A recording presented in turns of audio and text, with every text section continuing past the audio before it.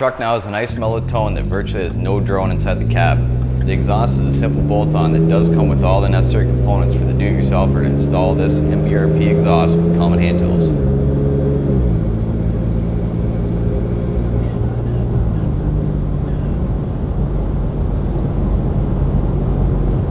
Today we're driving a 2011 Ford F-150 Ecoboost.